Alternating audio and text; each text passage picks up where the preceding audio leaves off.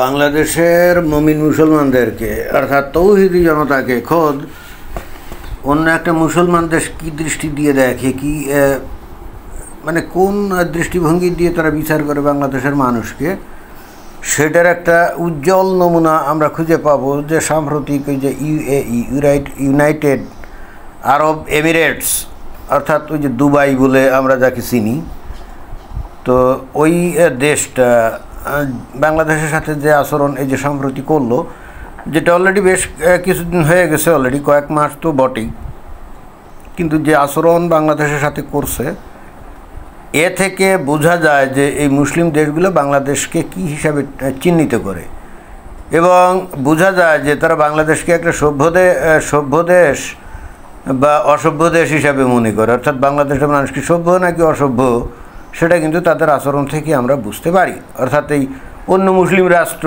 বিশেষ করে যারা একটু ধনী, তাদের আচরণ থেকে আমরা কিন্তু পরিষ্কার বুঝতে পারি। তো ঘটনা কি? ঘটনা হচ্ছে যে ইউএই ভিসা ব্যান 2026, অর্থাৎ খবরটা হলো যে 226 সালে কোন কোন দেশের উপরে ভিসা ব্যান চালু করেছে এই যে ইউএই, ইউনাইটেড আরব এমিরেটস। তো কোন কোন দেশ তার মধ্যে আছে, অর্থাৎ কোন কোন দেশের লোকদেরকে তারা ভিসা দিবে না 2026 সালে, যদিও সে 2026 সাল না, অলরেডি কিন্তু তা মানে এই দেশটা ভিসা দেয় না বাংলাদেশিদেরকে, অর্থাৎ বিভিন্ন দেশকে এমনিতে ভিসা দেয় না। তো এখন আরব আমিরাত তারা কোন কোন দেশকে ব্যান করে দিয়েছে, এই অলরেডি ব্যান করে দিয়েছে, কিন্তু 2026 সাল পর্যন্ত সেটা বলবৎ থাকবে। তো এইখানে এই যে লিস্ট অফ অ্যাফেক্টেড কান্ট্রিজ, অর্থাৎ ক্ষতিগ্রস্ত যে দেশ, তাদের এখানে একটা তালিকা আছে। According to multiple reports, the following countries face restrictions for new visa applications in the 2026. আমরা জানি যে বাংলাদেশের মানুষদেরকে অলরেডি অর্থাৎ 2025 সালের এখনই কিন্তু ভিসা দেয় না, তাও 2-3 মাস ধরে। এখন যে জিনিসটা এখানে বলা হচ্ছে যে 2026 সালে এই আরব আমিরাত আদৌ ভিসা দেবে না কতগুলো দেশকে, এবং তারই লিস্ট এখানে এরা প্রকাশ করেছে। তো আমরা সেই লিস্টটা একটু চেক করে দেখি যে ঘটনাটা আসলে কি এবং কারা কারা সে লিস্টের মধ্যে আছে, এবং বস্তুত আরব আমিরাত কোন কোন দেশগুলোকে অসভ্য হিসাবে চিহ্নিত করছে। তো আমরা সেই লিস্টটা একটু দেখি। তো এখানে লিস্টে 1 নম্বরে দেখা যাচ্ছে আফগানিস্তান হলে 1 নম্বরে, 2 নম্বরে বাংলাদেশ, একেবারে আফগানিস্তানের জাস্ট পরেই, তাই না?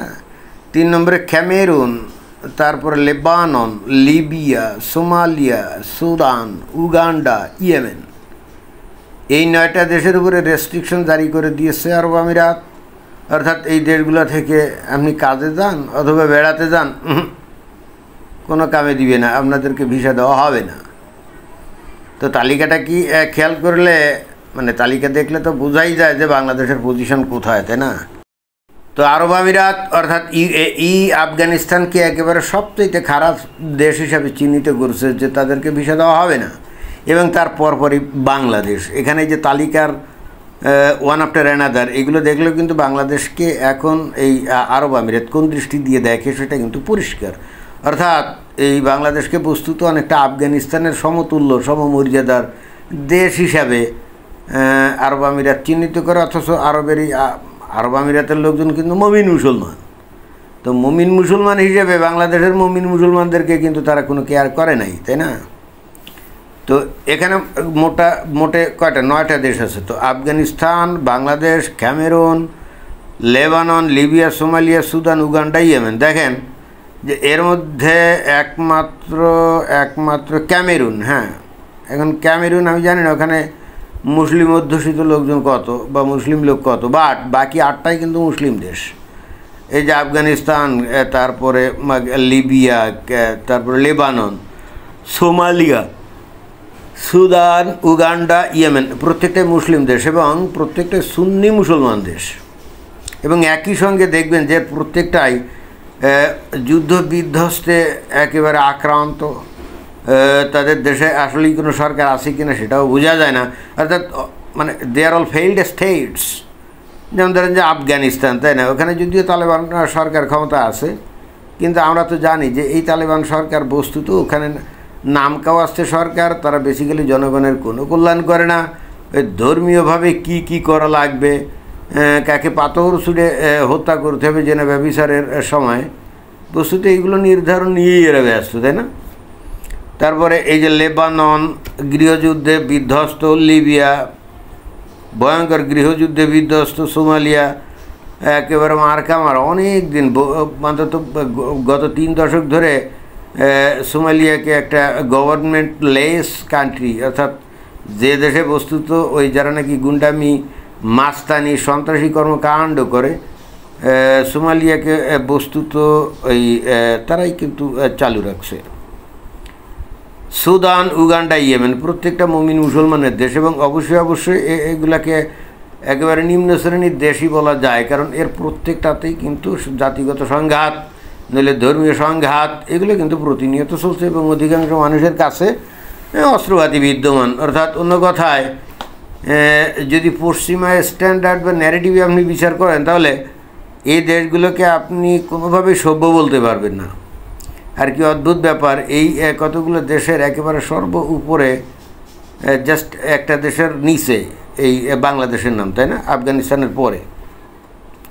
তাহলে এখন চিন্তা করে দেখছে এই যে বাংলাদেশের মুমিন মুসলমান এবং তৌহিদি জনতা খোদ আরবের একটা মুসলিম দেশ তাদেরকে কি হিসাবে চিহ্নিত করে, অর্থাৎ কত নিচের দেশ হিসাবে চিহ্নিত করে। অর্থাৎ সৌদি ওই দুবাইয়ে বাংলাদেশের মানুষের যে কোনো মূল্য নাই, ফকির মিসকিনের লোক আসছে, বস্তুত এরকমই যে তারা মনে করে, অন্তত এই লিস্ট থেকে সেটা কিন্তু একেবারে পরিষ্কার বোঝা যাচ্ছে।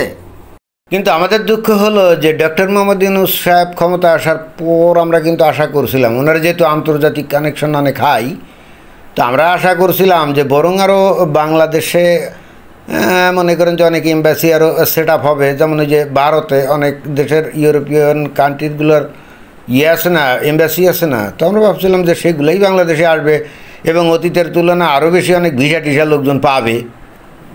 তো ফলাফল তো দেখি উল্টা, পশ্চিম ইউরোপীয় দেশগুলোর এম্বাসি বাংলাদেশে আসা তো দূরের কথা, খোদ মুসলিম ভাই যে মুসলিম দেশ, তারা অলরেডি রীতিমতো একেবারে বাংলাদেশের মুমিন মুসলমানদের উপরে ভিসা নিষেধাজ্ঞা জারি করে, তারা কি আসলে এটা বলতে চাইলো নাকি যে বাংলাদেশের মানুষ সভ্য না অসভ্য বর্বর, তাও আবার ডক্টর মোহাম্মদ ইউনূসের শাসন আমলে, কি ভয়ঙ্কর ব্যাপার।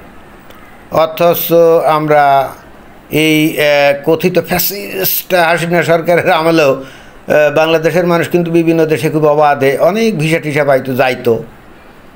ডক্টর মোহাম্মদ ইউনূস এসে যে বাংলাদেশের কি করলো কে জানে, বুঝলাম না, খুবই দুঃখ লাগে। এবং একই সঙ্গে বাংলাদেশ যে আসলে কোন লেভেলের দেশে পরিণত হয়ে গেছে, অন্তত এই ইউনাইটেড স্টেটস অব ইউনাইটেড আরব আমিরাত তা কিন্তু একেবারে চোখে আঙ্গুল দিয়ে দেখিয়ে দিল। কিন্তু কথা হচ্ছে, চোখে যতই আঙ্গুল দিয়ে দেখিয়ে দেওয়া হোক বাংলাদেশের মুমিন মুসলমান এবং তৌহিদি জনতাকে, তারা কি বিষয়টা ধরতে পারছে? আমি জানি না ধরতে পারছে কি না। তো এটাই ছিল বক্তব্য, ধন্যবাদ।